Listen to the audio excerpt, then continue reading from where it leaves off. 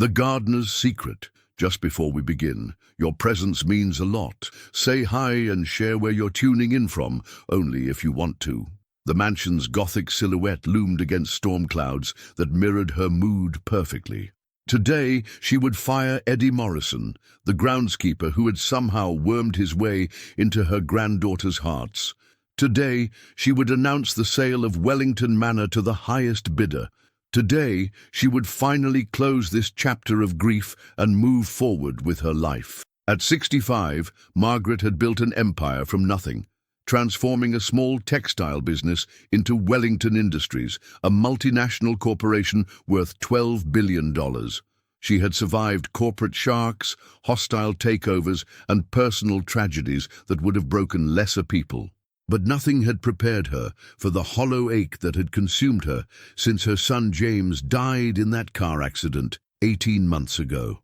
The twins, Sophia and Emma, were 7 now. 7 years of existing in a world that seemed too loud, too bright, too overwhelming for their autistic minds. Since James's death, they had retreated further into themselves, refusing to speak, eat, or acknowledge the expensive therapists Margaret had hired. The silence in the house had become suffocating. She parked the Bentley in the circular drive, noting that Eddie's battered pickup truck was still there. The man was probably in the garden shed, preparing for winter tasks he would never complete. Margaret had already arranged for a landscaping company to take over the grounds after the sale. Everything would be handled professionally, efficiently, without the messy complications of personal attachment. The front door's heavy oak gave way to the familiar scent of lemon polish and old money. Margaret's heels clicked across the marble foyer, past oil paintings of Wellington ancestors who stared down with judgmental eyes. She had intended to go straight to her study, call Eddie in, and deliver the termination notice with businesslike precision. But something stopped her cold. Laughter, real, genuine, uninhibited laughter echoing from the kitchen. Margaret froze, her hand halfway to the banister. She hadn't heard that sound in this house since before James died. The twins hadn't laughed, hadn't even smiled, despite every effort from child psychologists and grief counselors. The sound was so foreign, so impossible, that for a moment she wondered if she was hallucinating. Moving like a woman in a trance, she followed the sound down the hallway. The laughter grew louder, accompanied by music and what sounded like clapping. Through the slightly open kitchen door, she could see movement, bright colors, and the impossible sight of her granddaughters dancing, actually dancing. Sophia, usually the more withdrawn twin, was spinning in circles, her dark hair flying wild around her face. Emma, typically rigid and controlled, was jumping up and down with abandoned joy. And there, in the center of it all, was Eddie Morrison. The 35-year-old groundskeeper moved with surprising grace for such a tall man, his weathered hands clapping to the rhythm of some pop song playing from a small radio. His usual work clothes were dusted with flour, and there was something that might have been chocolate on his cheek. He was singing off-key, completely unself-conscious, his whole being focused on making the twins laugh. "And now we add the magical ingredient," Eddie announced dramatically, producing a small bottle from behind his back. "Vanilla from Madagascar. Can you say Madagascar?" "Madagascar," Sophia attempted, giggling at her own pronunciation. "Emma, your turn," Eddie encouraged gently. Emma, who hadn't spoken a word in 6 months, opened her mouth. "Mad-gas-car," she whispered, then clapped her hands in delight at her own success. Margaret felt her knees go weak. She gripped the doorframe, afraid to breathe, afraid to break whatever magic was happening in her kitchen. These were her granddaughters, the same children who had sat silent and unresponsive through months of expensive therapy, now animated and joyful in the presence of a man she had planned to fire. "Now comes the best part," Eddie was saying, pulling out a mixing bowl. "We're going to make cookies that taste like sunshine and smell like happiness. But first, we need to dance the ingredients together. Sophia, you're the sugar. Emma, you're the flour. Ready?" The twins nodded eagerly, taking their positions on either side of Eddie. He began a silly dance, pretending to mix them together while they dissolved into giggles. Margaret watched, transfixed, as her withdrawn granddaughters transformed into normal, happy children before her eyes. The kitchen itself looked different too. The sterile, perfect space she remembered had been transformed into something warm and lived in. Child-safe stools were positioned at the counter, colourful mixing bowls were scattered about, and the air smelled of vanilla and cinnamon instead of industrial cleaning products. "Eddie," Emma said suddenly, tugging on his shirt, "will you stay forever?" The question hit the room like a physical blow. Margaret saw Eddie's face fall for just a moment before he knelt down to Emma's eye level, his expression infinitely gentle. "I'll stay as long as I can, little bird," he said softly. "But sometimes grown-ups have to make difficult choices." "Don't leave us like Daddy did," Sophia whispered, her lower lip trembling. "Please don't go to heaven too." "Do." Eddie gathered both girls in his arms, and Margaret felt her heart shatter at the raw pain in his voice when he spoke. "Your daddy didn't want to leave you. Sometimes things happen that are nobody's fault, but I promise you, no matter what happens, I will always, always love you both." Margaret backed away from the door, her mind reeling. This man, this simple groundskeeper she had dismissed as hired help, had accomplished what teams of specialists couldn't. He had brought her granddaughters back to life, and she had come here to destroy it all. Her hands shaking, she retreated to her study and closed the door. The termination papers were still spread across her desk, Eddie's name printed in neat black letters across the top. She stared at them, then at the real estate contracts for the manor's sale, feeling the weight of decisions that suddenly seemed monstrous. But there was something else nagging at her. Something about the way Eddie had looked when Emma asked him to stay forever. There had been pain there, deeper than simple job anxiety, fear maybe, or guilt. Margaret Wellington had built her fortune on reading people, on sensing the secrets they tried to hide. And Eddie Morrison was definitely hiding something. The afternoon rain began tapping against the study windows as she reached for her phone. If she was going to make decisions about this man's future in her granddaughters' lives, she needed to know exactly who he was. A few calls to her private investigator would provide answers by morning. What she didn't expect was that those answers would change everything she thought she knew about her own family. Don't forget to like this video and tell us in the comments what you think Margaret should do. Your engagement helps us bring you more stories like this. The investigator's report arrived at dawn, delivered by courier in a manila envelope that felt heavier than its contents should warrant. Margaret sat in her study with her morning coffee, the house still quiet except for the gentle sounds of Eddie preparing breakfast in the kitchen below. She could hear his voice through the floorboards, reading what sounded like a children's story to the twins. She opened the envelope with steady fingers, expecting the usual background check details, employment history, credit report, maybe a minor driving violation. What she found instead made her coffee cup clatter against the saucer. Edward James Morrison, born March 15, 1988, in Portland General Hospital. Mother, Catherine Morrison, age 19, unemployed. Father, listed as unknown. But there was more, much more. The investigator had been thorough, perhaps more thorough than Margaret had intended.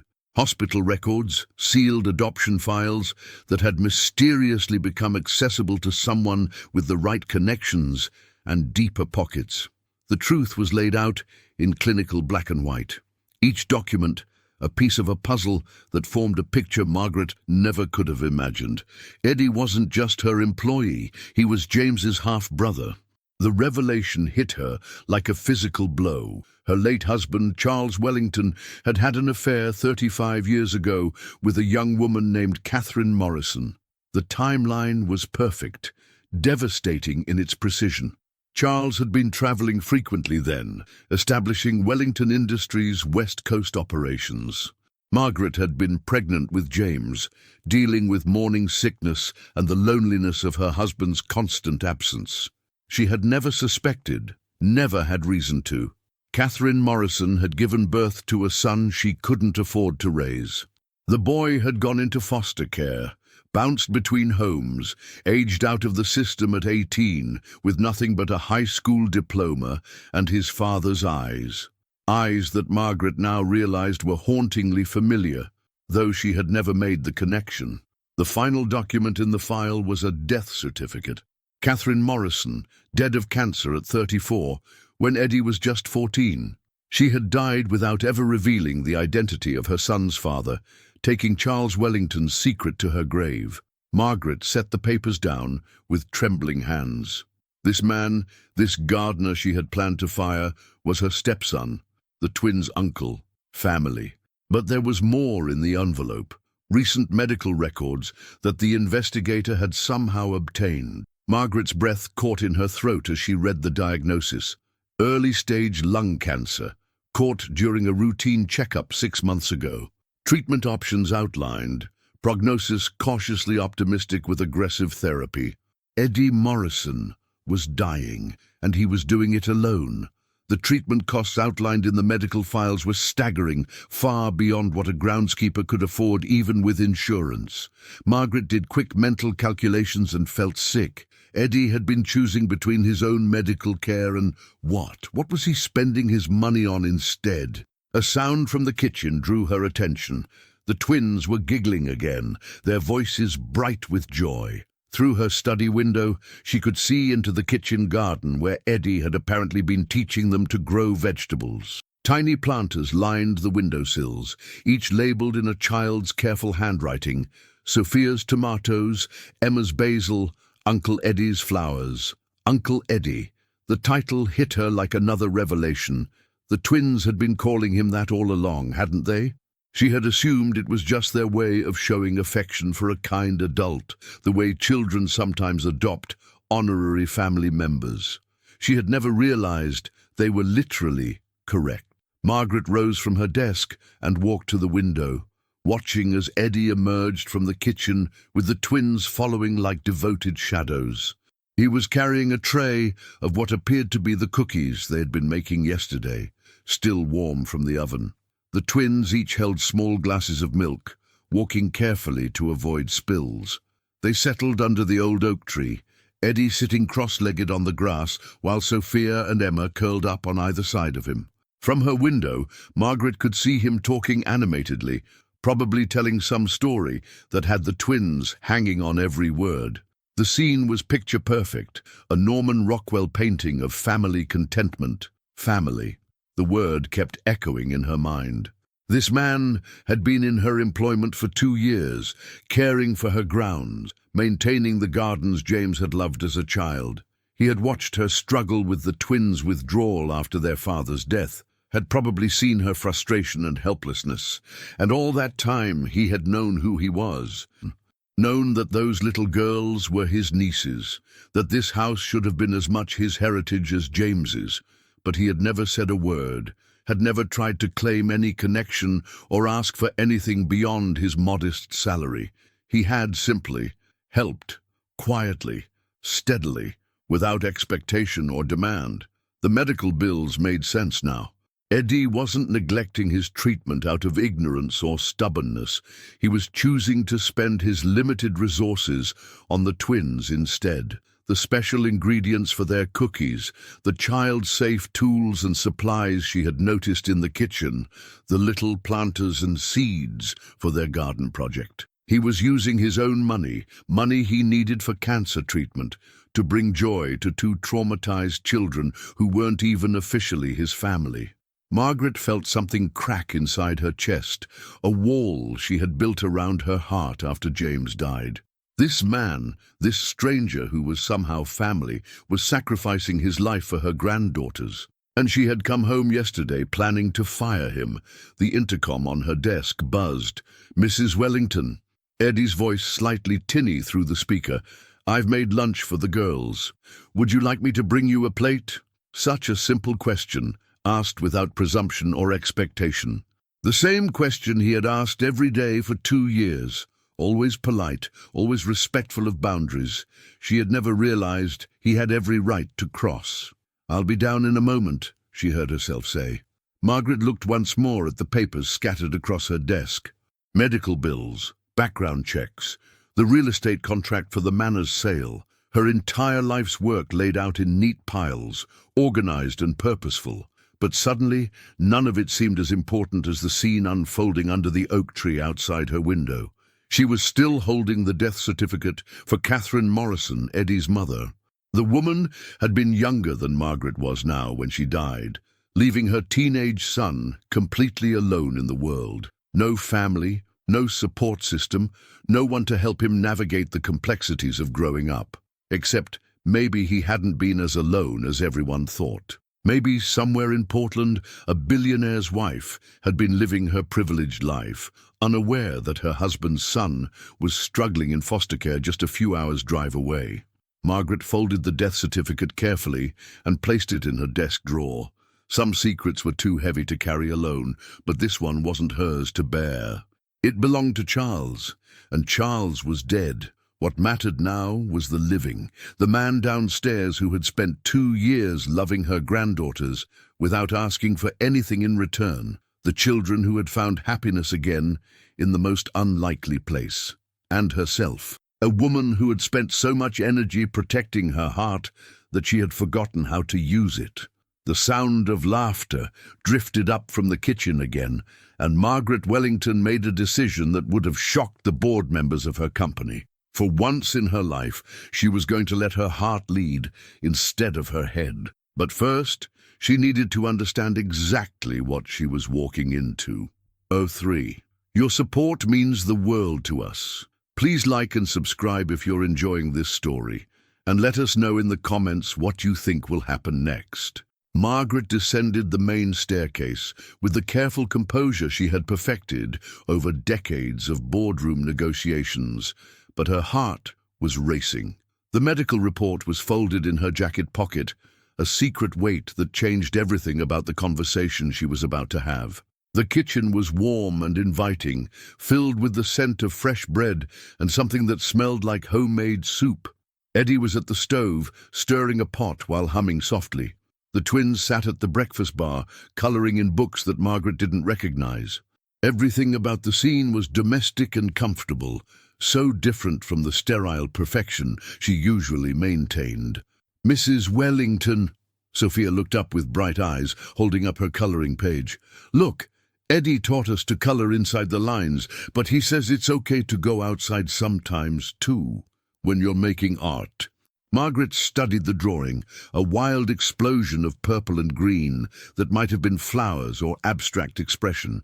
It's very creative, sweetheart. Eddie says creativity is more important than being perfect, Emma added, not looking up from her own masterpiece.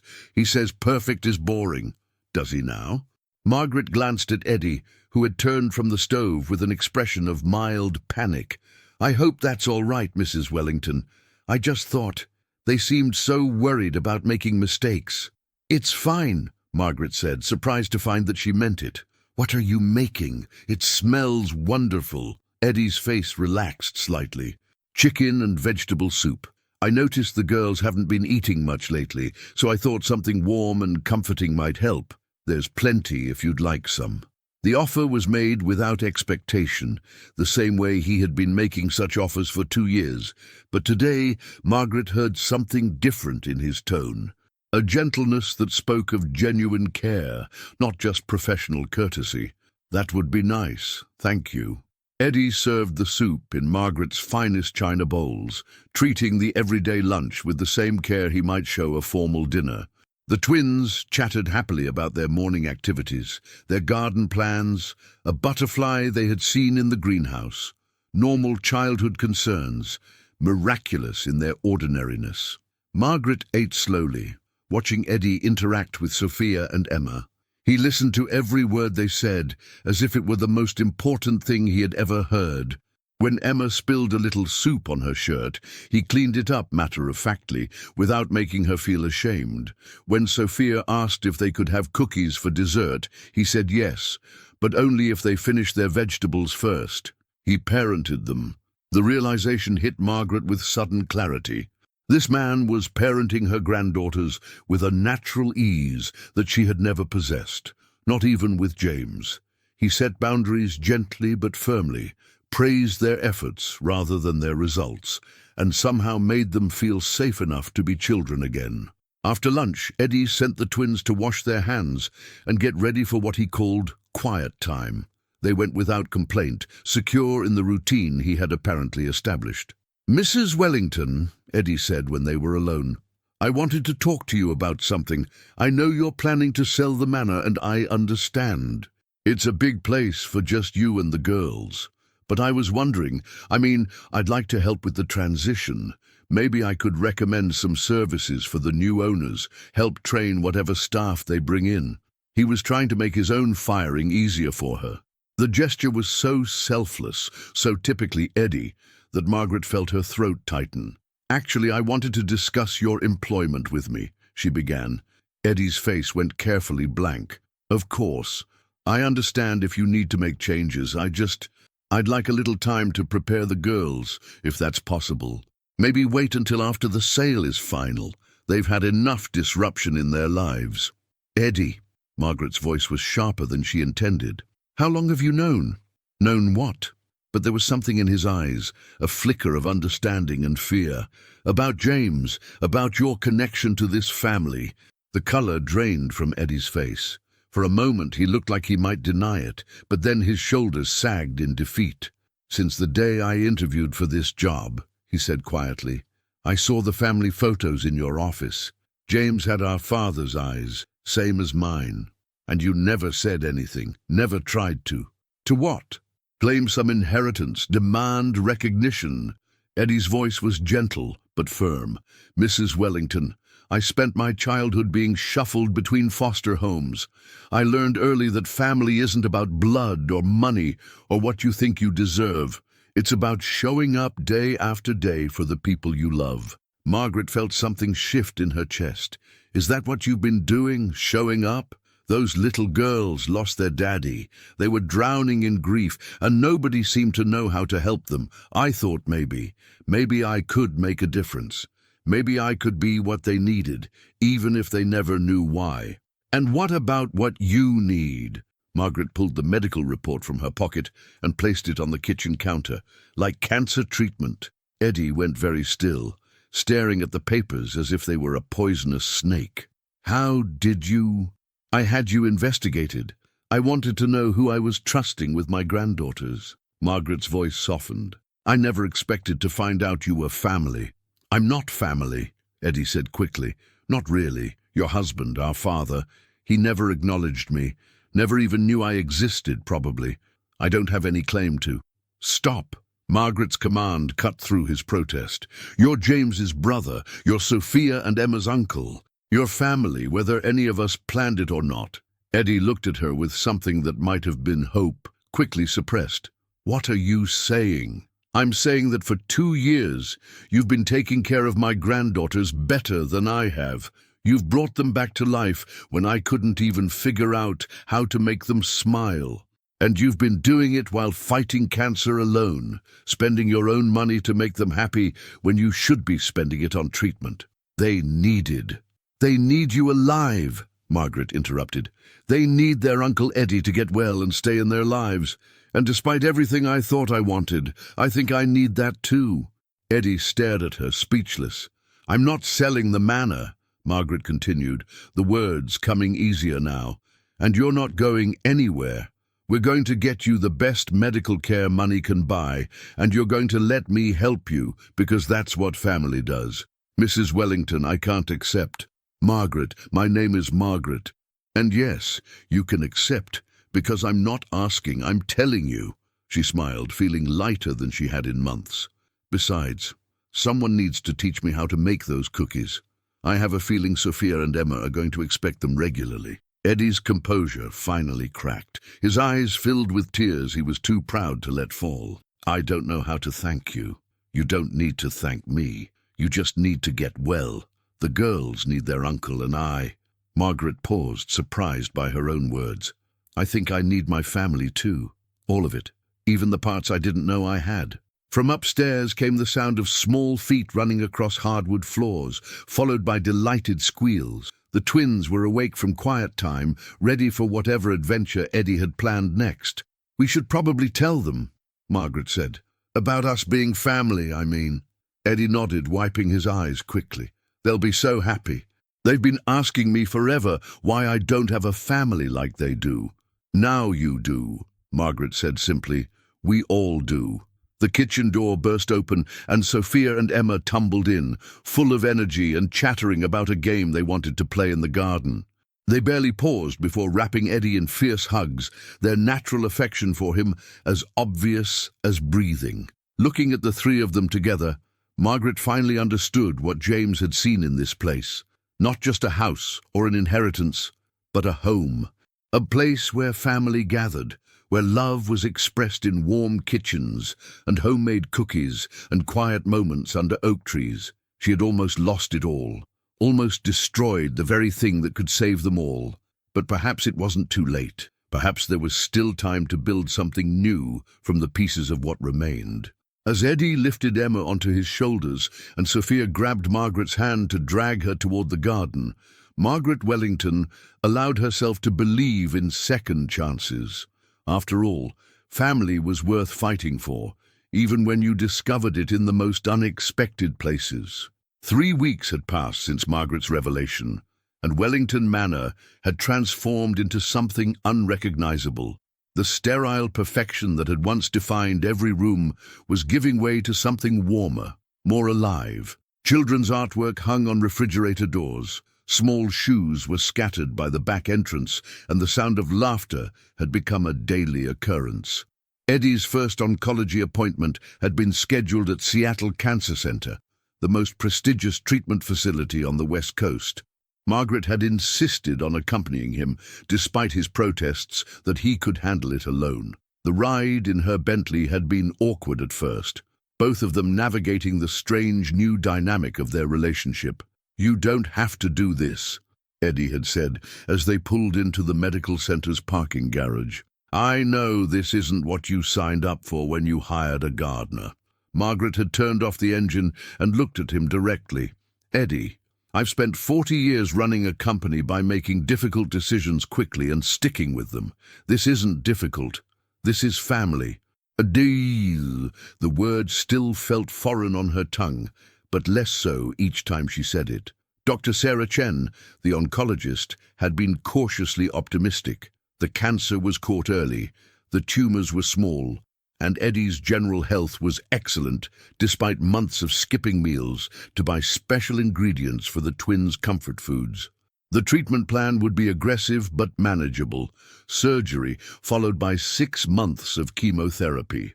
"The prognosis is very good," Dr. Chen had explained. "With treatment, we're looking at a 95% 5-year survival rate. Without treatment." She had let the sentence hang in the air, heavy with implication. Eddie had nodded stoically, but Margaret had seen his hands shaking as he signed the consent forms. Later, in the parking garage, he had finally broken down. "I was so scared," he had whispered, leaning against the Bentley's hood. "Not of dying exactly, but of leaving them, of being another person who disappeared from their lives." Margaret had surprised herself by putting a comforting hand on his shoulder. "That's not going to happen. We're going to fight this together." Now, as she watched Eddie chase the twins around the garden in an elaborate game of tag, it was hard to believe he was sick at all. The surgery was scheduled for the following Monday, and Dr. Chen had warned that recovery would be difficult. But for now, he was determined to make every moment count. "Grandma Margaret," Sophia called from across the lawn, "come play with us." The title still caught Margaret off guard. She had been Mrs. Wellington for so long that her own name sounded strange. But the twins had started using it naturally, as if they had always known that family was more than formal titles and proper boundaries. Margaret set down her laptop and walked across the grass, feeling slightly ridiculous in her business suit and heels. She had been trying to work from home more, delegating responsibilities to her executive team so she could be present for whatever was coming. "What are we playing?" she asked. "We're knights," Emma announced, brandishing a stick like a sword. "And Eddie is the dragon, but he's a nice dragon who just wants to be friends." "Roar," Eddie roared dramatically, chasing after them with his arms spread wide. "I am the terrible dragon of Wellington Manor, and I demand hugs." The twins squealed with delight, running directly into his arms instead of away. Margaret watched the scene with a mixture of joy and profound sadness. This was what childhood should look like. This was what James had missed in his own upbringing, when she had been too focused on business to understand the importance of silly games and unconditional affection. "Your turn to be the dragon, Grandma Margaret," Sophia declared. "I don't think I know how to be a dragon," Margaret said uncertainly. "It's easy," Eddie assured her, slightly out of breath. "You just have to be big and scary, but also secretly want to give hugs. The twins will teach you." For the next hour, Margaret Wellington, CEO of a billion-dollar corporation, learned to play, really play, without agenda or purpose beyond the joy of the moment. She roared and chased and pretended to be defeated by two 7-year-old knights who conquered her with giggles and fierce hugs. When they finally collapsed in a pile under the oak tree, all 4 of them breathing hard and grass-stained, Margaret felt something she hadn't experienced since her own childhood, pure, uncomplicated happiness. "Eddie," Emma said suddenly, snuggling against his side, "when you go to the hospital, will you come back different?" The question hung in the air like a weight. Eddie's face grew serious as he considered his answer. "I might be tired for a while," he said carefully, "and I might not be able to run around as much at first, but I'll still be me. I'll still be your Uncle Eddie who makes cookies and tells stories and loves you more than all the stars in the sky." "Promise?" Sophia whispered. "I promise," Eddie said, and Margaret could hear the determination in his voice. "Besides, I have to come back. Who else is going to teach Grandma Margaret how to make cookies?" "I heard that," Margaret said dryly, but she was smiling. That evening, after the twins had been bathed and tucked into bed with stories and kisses, Margaret found Eddie in the kitchen cleaning up from dinner. He moved with his usual efficiency, but she could see the weight of worry in his shoulders. "Scared?" she asked simply. Eddie nodded without turning around. Terrified, not of the surgery exactly, but after. "What if the chemo makes me too sick to take care of them? What if I can't be what they need?" "Then I'll learn," Margaret said. "I'll learn to make the cookies and tell the stories and play the games. You've shown me how to be present for them. I won't let them down again." Eddie turned to face her, and she was startled by the intensity in his eyes. "Why?" he asked. "You could hire nannies, specialists, anyone you wanted. Why do this yourself?" Margaret considered the question seriously. "Because for the first time in years, I feel like I have a purpose beyond making money. Those little girls need family, real family, not hired help. And I need," she paused, searching for the right words, "I need to learn how to love people instead of just providing for them." Eddie smiled, the first genuine smile she had seen from him since the diagnosis. "James would be proud of you." "Do you really think so?" "I know so. He talked about you sometimes, before he died. He said you had the biggest heart of anyone he knew, but that you kept it locked away behind all your business armor. He wished he could find a way to show you it was safe to let it out." Margaret felt tears prick her eyes. "I failed him as a mother. I was so busy building an empire that I forgot to build a relationship." "You didn't fail him," Eddie said gently. "You loved him the only way you knew how. But maybe now you can love his daughters differently, better, not because you failed before, but because you've learned what really matters." The next morning brought a phone call that changed everything once again. Margaret was in her study, reviewing quarterly reports, when her private line rang. The caller ID showed a number she didn't recognize, but something made her answer. "Mrs. Wellington, this is David Patterson, James's attorney. I apologize for calling so early, but something has come to my attention that I think you need to know about immediately." Margaret's blood ran cold.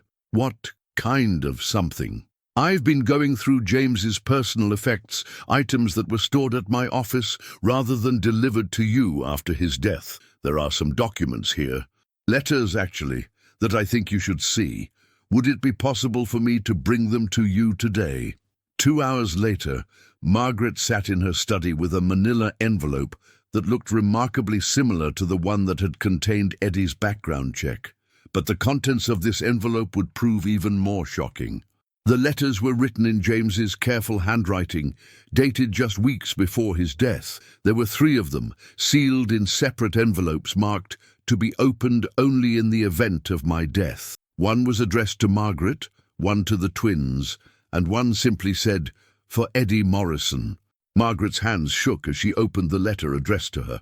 "Mom," it began, "if you're reading this, then something has happened to me, and there are things you need to know. Things I should have told you years ago, but I was afraid of how you might react. I know about Eddie. I've known for 5 years, ever since I hired that private investigator to research our family history for the twins' school project. I know he's Dad's son, and I know you don't know about him. But, Mom, he's a good man, better than good. He's everything I wished I could be. I've been watching him from a distance, helping him financially when I could, without him knowing. The job at the manor wasn't a coincidence. I arranged it because I wanted him close to family, even if he didn't know that's what we were. The twins adore him already, and he loves them like they're his own. If something happens to me, please don't let your pride or fear keep you from accepting the family you didn't know you had. Eddie doesn't want anything from us except the chance to belong somewhere. Give him that chance. Give yourself that chance. I've left instructions with my attorney. There's a trust fund set up for Eddie's medical expenses and future needs. Use it. He'll fight you on accepting help, but make him understand that family takes care of family, even when they're too stubborn to ask for it. I love you, Mom. I always have. But I love Eddie too. And I hope someday you'll understand that having more family isn't a burden. It's a gift. Your son, James P.S. Eddie makes the best chocolate chip cookies you've ever tasted. Ask him to teach you the recipe. It was Dad's favorite. Margaret read the letter 3 times before the words fully sank in. James had known, had orchestrated Eddie's presence in their lives, had been taking care of his half-brother from the shadows, ensuring that his daughters would have family even if he wasn't there to provide it himself. The trust fund documents were substantial, enough to cover any medical expenses Eddie might ever have, enough to ensure he never had to choose between his own health and the twins' happiness again. James had planned for everything, thought of everyone but himself. Margaret walked to the window overlooking the garden, where Eddie was teaching Sophia and Emma to plant winter bulbs that would bloom in the spring. He moved carefully, aware of his upcoming surgery, but his focus was entirely on the girls as they chattered excitedly about the flowers they would see in a few months. Her son had given her the greatest gift imaginable, a second chance at family, not just Eddie, not just the twins, but a second chance to love people the way they deserve to be loved, completely, unconditionally, without reservation. She folded the letter carefully and placed it in her desk drawer next to the investigator's report that had started this journey. Tomorrow, Eddie would go into surgery. Tomorrow, their new life as a real family would truly begin. But today, she was going to go downstairs and ask to learn how to plant bulbs. And tonight, she was going to ask for her father's cookie recipe. Because James was right. Family took care of family, even when they were too proud or scared to ask for help. The morning of Eddie's surgery dawned grey and cold, with November rain drumming against the manor's windows like an ominous soundtrack. Margaret had barely slept, her mind racing through worst-case scenarios, despite Dr. Chen's reassuring statistics.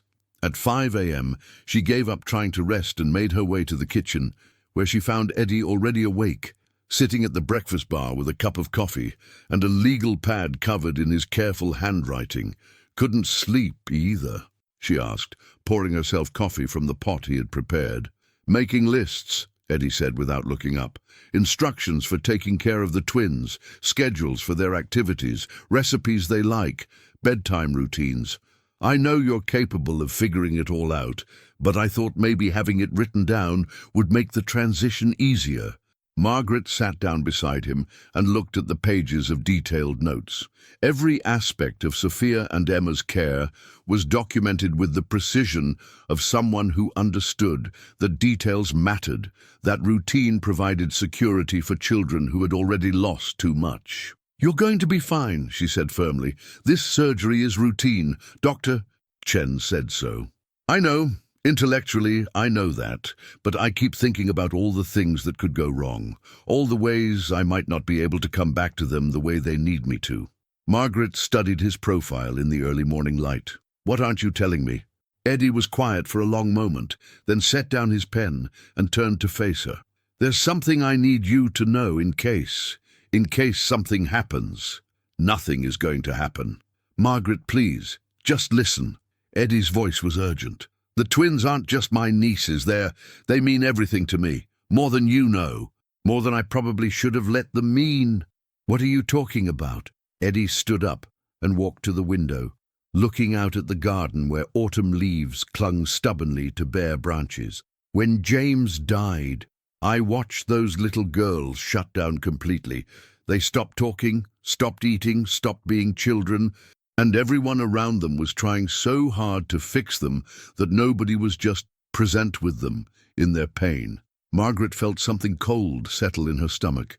"Eddie, I started spending my lunch breaks here instead of going home.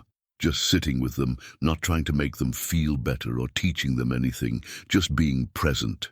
And slowly, they started to trust me, started to open up." He turned back to her, his eyes bright with unshed tears. "They told me things they never told their therapists. How scared they were that everyone they loved would disappear. How they felt responsible for their daddy's accident because they had been fighting in the car that day, distracting him. How they wished they could disappear too, so the hurt would stop." Margaret's breath caught. "They never told me, because you were trying so hard to be strong for them that they didn't want to burden you with their pain. But they told me, because I wasn't trying to fix them. I was just loving them exactly as they were." Eddie sat back down, his hands clasped tightly in front of him. "That's when I realized I couldn't leave, couldn't take another job or move on with my life. These little girls needed someone who wasn't going anywhere, someone who would show up every day no matter what. They needed family. So you became their family." "I tried to. I know I didn't have the right, wasn't really their uncle then, but I couldn't help myself. I fell in love with them completely. They became my whole world." Eddie's voice broke slightly. "And now I'm terrified that I'm going to be taken away from them just when they've started to heal." Margaret reached across the table and covered his hands with hers. "You're not going anywhere. I won't let that happen. You can't control cancer, Margaret. You can't negotiate with it or buy your way out of it. Sometimes people just leave. Not you. Not today. Not ever if I have anything to say about it." Before Eddie could respond, they heard small feet on the stairs. Sophia and Emma appeared in the kitchen doorway, still in their pajamas, hair tousled from sleep. "Uncle Eddie?" Emma's voice was small and scared. "Is today the day you go to the hospital?" Eddie knelt down and opened his arms, and both girls ran to him. "Yes, little bird. But remember what I told you. I'm going to get better so I can take care of you for a very long time."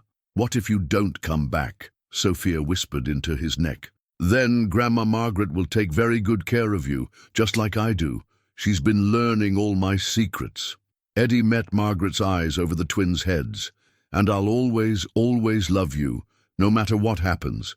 The drive to the hospital was quiet, the twins unusually subdued in the back seat, while Margaret navigated morning traffic with careful precision. Eddie had insisted they come with them, despite her suggestion that it might be too traumatic. "They need to see where I'm going," he had said. "They need to understand that hospitals are places where people get better, not just where they go to die." At Seattle Cancer Center, Dr. Chen explained the procedure one more time, her voice kind but clinical. The tumor removal was straightforward, she assured them. Eddie would be unconscious for about 3 hours, then spend one night in recovery before going home. "Can we wait here?" Emma asked, looking around the family waiting area with wide eyes. Of course, Dr. Chen said.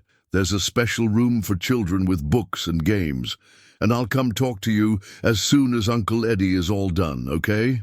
The twins nodded solemnly, understanding the gravity of the situation in the way that children who have already faced loss always do. Margaret watched Eddie hug Sophia and Emma goodbye, promising once more to see them soon.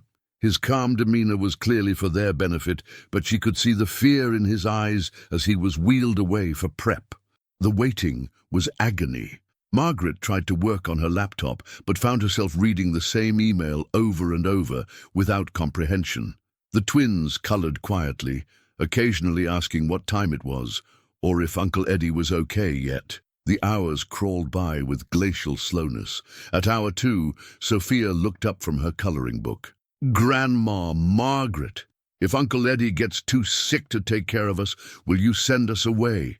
The question hit Margaret like a physical blow. What? Sweetheart, no. Never. You're my family. You belong with me no matter what happens.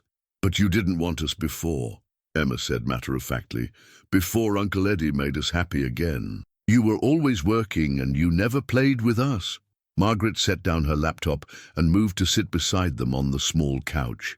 You're right. I wasn't a very good grandma before. I didn't know how to take care of little girls, and I was scared that I would do something wrong. Were you scared like we were scared? Sophia asked. Yes, exactly like that. But Uncle Eddie taught me something very important. He taught me that families don't have to be perfect. They just have to love each other and show up, even when they're scared. And you're not scared anymore. Margaret considered the question honestly. I'm still scared sometimes, but I'm not scared of loving you anymore. You're the best thing that's ever happened to me, and I will never, ever send you away. Emma climbed into her lap, something she had never done before. We love you too, Grandma Margaret, even when you wear scary business clothes. Margaret laughed despite her anxiety, holding both girls close. Maybe I should get some clothes that aren't quite so scary. Uncle Eddie could take you shopping, Sophia suggested. He's really good at picking clothes that make people happy. The simple faith in Eddie's recovery, the assumption that he would be there for future shopping trips and everyday activities, was both heartbreaking and hopeful. At hour 3:15, Dr. Chen appeared in the waiting room, still in her surgical scrubs, but smiling. Margaret's heart started beating again. Everything went perfectly, the doctor announced. We removed the tumor completely, and the tissue looked healthy. Eddie is in recovery now, and he's asking for his girls. The twins jumped up from the couch, suddenly animated again. Can we see him? Is he awake? He's very sleepy from the medicine, but yes, you can see him for a few minutes. Margaret followed Dr. Chen and the twins through a maze of hospital corridors to the recovery unit. Eddie was propped up in bed, pale but alert, with monitoring wires attached to his chest and an IV in his arm. His face lit up when he saw them. There are my favorite people, he said, his voice slightly hoarse from the breathing tube. How are my brave girls doing? Sophia and Emma approached the bed cautiously, unsure about all the medical equipment. Eddie held out his arms as much as the wires would allow. It's okay, he assured them. These are just helping machines. They're making sure I get better fast, so we can go home. The twins each took one of his hands, careful not to disturb the IV lines. Does it hurt? Emma asked softly. A little, but not bad, and it's going to hurt less every day until it doesn't hurt at all. Eddie looked at Margaret over their heads. Thank you for bringing them. I needed to see they were okay. We're okay, Sophia said firmly. Grandma Margaret told us you were going to be fine, and she was right. Though she usually is, Eddie said with a weak smile. That's why she's so successful. Margaret felt tears welling in her eyes as she watched the three of them together. Eddie fighting through post-surgical pain to reassure the children, the twins being brave for his sake, all of them holding on to each other with desperate love. This was what family looked like. Not perfect, not without fear or struggle, but present for each other when it mattered most. The hardest part is over, Dr. Chen said quietly to Margaret as they prepared to leave. 6 months of chemotherapy starting in 2 weeks, But Eddie is young and strong. With his determination and your support, he's going to do very well." Margaret nodded, feeling a weight lift from her chest. "He's going to be fine." "Yes," Dr. Chen agreed. "He's going to be fine." As they left the hospital that evening, the twins chattering excitedly about how brave Uncle Eddie had been, Margaret allowed herself to believe it. They were going to be fine, all of them, together. The rain had stopped, and for the first time in months, stars were visible through the clearing clouds. 6 months later, the gardens at Wellington Manor were in full bloom.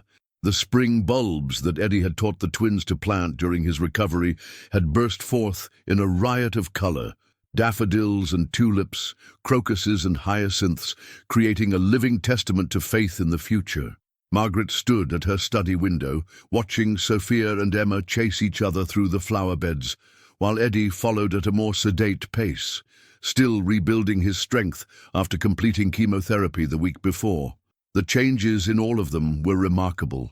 Eddie had lost weight during treatment, his dark hair now growing back in silver streaks that made him look distinguished rather than sick. But his eyes were bright with health and happiness, and his laugh rang out across the garden as Emma tripped and rolled dramatically in the soft grass. The twins had grown too, not just physically but emotionally. They were still the same sensitive, thoughtful children they had always been, but the haunted look of loss had faded from their faces. They talked about their father now without breaking down, sharing memories with joy instead of pain. They had learned that loving someone didn't mean losing them, that families could grow in unexpected ways, and Margaret herself. Margaret hardly recognized the woman she had become. Her business suits had been largely replaced by comfortable clothes, suitable for gardening and cookie-making. Her schedule had been restructured to prioritize family time over board meetings. Wellington Industries was thriving under her more balanced leadership style, proving that success didn't require sacrificing everything that mattered. A knock on her study door interrupted her thoughts. "Come in," she called, expecting Eddie with questions about dinner plans, or the twins with some new project requiring adult supervision.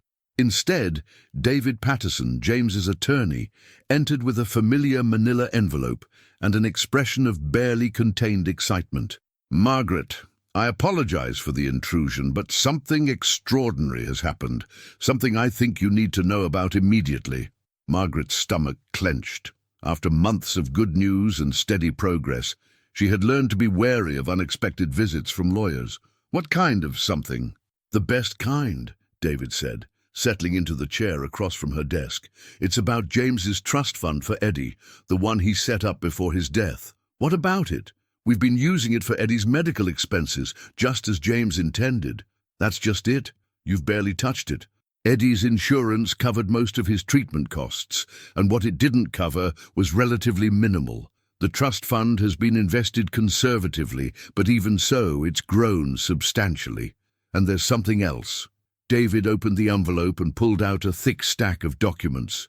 "I've been going through James's personal papers more thoroughly, and I found these additional instructions he left, to be implemented only after Eddie's treatment was successfully completed." Margaret took the papers with trembling hands. On top was another letter in James's familiar handwriting, this one addressed to "My family." "Mom, Eddie, Sophia, and Emma," she read aloud. "If you're reading this, then Eddie has beaten his cancer, and you've all found your way to being the family I always hoped you could be. What follows are my final gifts to you, the people I love most in the world." Margaret looked up at David, who was beaming. "Keep reading." "First, to Eddie. I know you'll never ask for what you deserve, so I'm giving it to you anyway. The trust fund I established contains $5 million invested to provide income for life. But more than that, I'm giving you legal recognition as my brother and as a Wellington family member.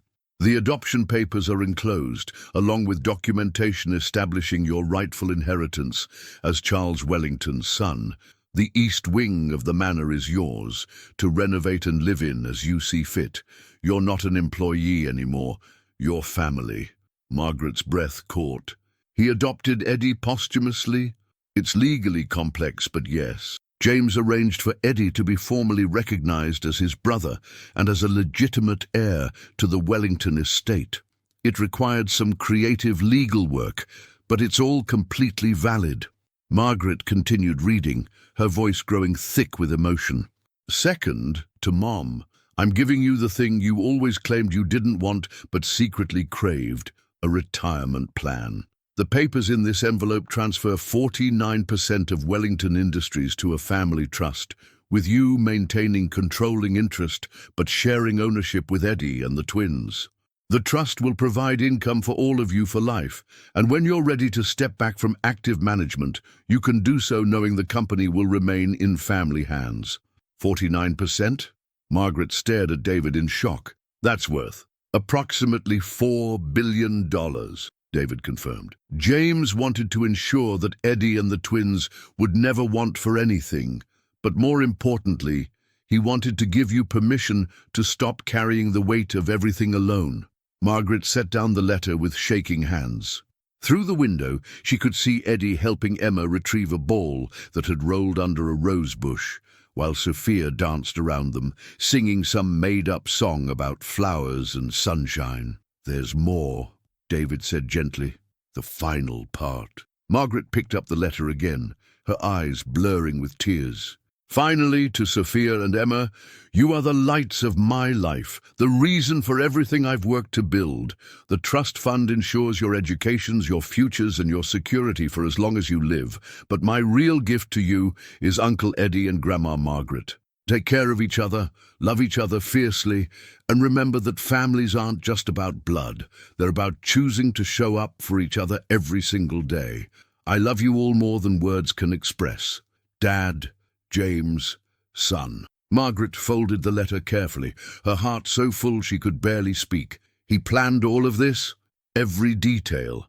He even included funds to renovate the East Wing according to Eddie's preferences and to hire additional staff so you could focus on being a grandmother instead of managing every aspect of the household. David leaned forward. Margaret, your son created something unprecedented. He built a family structure that legally recognizes love over convention, that provides security without dependence, that honors the past while embracing an unexpected future. Margaret walked to the window again, watching her family, because that's what they were now, officially and completely, enjoying the simple pleasure of a spring afternoon. Eddie had recovered fully from his cancer. The twins were thriving in ways she had never dreamed possible. And she herself had found a purpose beyond profit margins and quarterly reports. When do we tell them? She asked. Whenever you're ready. The legal work is complete, the trusts are funded, and the renovation plans are approved. This is your new reality. That evening, Margaret gathered Eddie and the twins in the library, the same room where she had once planned to fire Eddie and sell the manor. The irony wasn't lost on her. I have something important to tell you all, she began, holding James's final letter. Something wonderful that your daddy arranged for us. She read the letter slowly, pausing frequently to wipe away tears. Eddie went very still when she reached the part about his adoption and inheritance, his face cycling through disbelief, gratitude, and overwhelming emotion. The twins listened with the solemn attention they reserved for truly important announcements. So Uncle Eddie is really our uncle now? Sophia asked when Margaret finished. Like officially? Officially and forever, Margaret confirmed. And he's going to live here with us always, in his own part of the house. And you don't have to work so much anymore? Emma asked hopefully. I don't have to work so much anymore. I can spend more time being your grandmother and Eddie's sister, I suppose, though that sounds strange to say. Eddie, who had been silent throughout the reading, finally spoke. I don't know what to say. James gave me everything I never dared to dream of. He gave us all everything we needed, Margaret said. Family, security, love, a future together. That night, after the twins had been tucked into bed with extra stories and promises of a celebration tomorrow, Margaret and Eddie sat in the garden under the oak tree, where so much of their relationship had developed. Do you ever wonder what would have happened if I hadn't found those investigators' reports? Margaret asked. If I had just fired you that day? Eddie was quiet for a moment. I think James would have found another way. He was determined that we become a family, even if we were too stubborn to see it ourselves. He was always too smart for his own good, Margaret said with a sad smile. Even as a child, he could see possibilities that escaped everyone else. He saw us, Eddie said simply. He saw that you needed family as much as the twins did, as much as I did. He saw that we could save each other if we just stopped being afraid. Margaret looked up at the stars beginning to appear in the darkening sky. I spent so many years building walls to protect myself from loss. I thought if I didn't let anyone too close, I couldn't be hurt when they left. And instead, you missed out on all the joy that comes with loving people. Yes, but not anymore. Margaret turned to Eddie, this man who had become so much more than she ever expected. I want you to know that what James arranged, the money, the inheritance, the legal recognition, that's not why you're family. You were family the moment you chose to love those little girls without asking for anything in return. Everything else is just paperwork. Eddie smiled, the first completely relaxed, genuinely happy expression she had seen from him since his diagnosis. Thank you for taking a chance on us, for letting us love you back. Thank you for teaching me how to be present, how to choose love over fear, how to be the kind of person James always believed I could be. From the house came the sound of a window opening, and Sophia's voice calling out, "Grandma Margaret, Uncle Eddie, come tell us a story." Margaret and Eddie looked at each other and laughed, the easy laughter of family members who knew they had found something precious and permanent. "Coming!" Margaret called back, her voice carrying across the garden with a warmth that would have been impossible 6 months ago. As they walked back to the house together, past the flowers that bloomed because Eddie had faith in spring during the darkest days of winter, Margaret reflected on the miraculous transformation that had brought them to this moment. James had been right about everything. Family wasn't about blood or money or conventional arrangements. It was about showing up day after day for the people you chose to love. Wellington Manor was no longer a monument to grief and isolation. It was home to a family that had found each other in the most unexpected ways, a family built on second chances and the radical choice to love without reservation. Inside the house, the twins were waiting in their pajamas, ready for bedtime stories and goodnight kisses from the 2 adults who had learned to put love first. Tomorrow, there would be celebration, planning for Eddie's new wing of the house, discussions about the future of Wellington Industries and the twins' education. But tonight, there was just this, a family gathered together in a house full of laughter and love, grateful for the man who had seen their potential for happiness when they couldn't see it themselves. James Wellington had built more than a business empire. He had built a legacy of love that would endure for generations, a testament to the transformative power of choosing family over fear. And in the end, that was worth more than all the money in the world.